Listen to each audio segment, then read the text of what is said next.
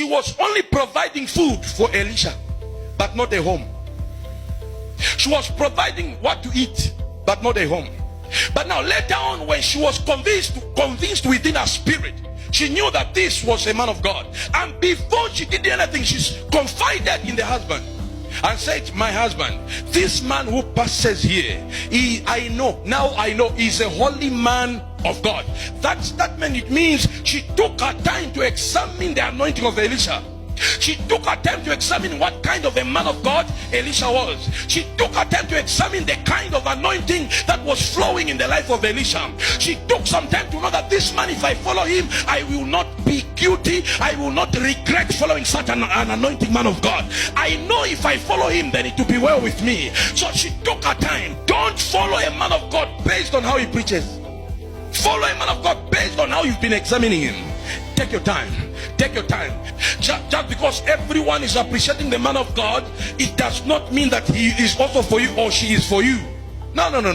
Look at this woman. I'm learning something from the Shunammite woman. She said, I know he is a holy man of God. You don't tell the holiness of somebody in a day. She allowed him to be passing, and she was observing. He was passing where they were staying, and she was observing. And possibly, I'm sure she could even go to see how Elisha was ministering. And she was not one of those that was looking for a miracle. Never.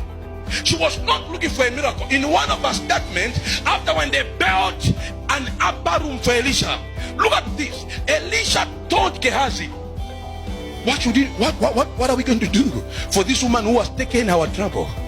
And you know what? This is something to shock you. A prophet doesn't even know what to do. Gehazi said, I also don't know. Go. And the woman came before Gehazi and Elisha. And Elisha said, what am I supposed to do for you? Should I speak for you to the kings? Or maybe there's something you'd want me to talk to the kings about.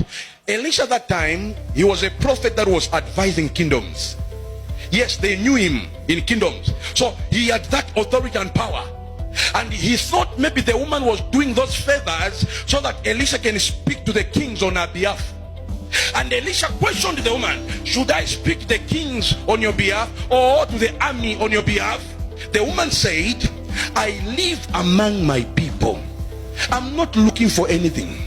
I'm doing this because I took time to examine you. I'm not after what you do for me. I'm after what I learn from you. What I'm doing for you, Elisha, is not for you to pay me anything.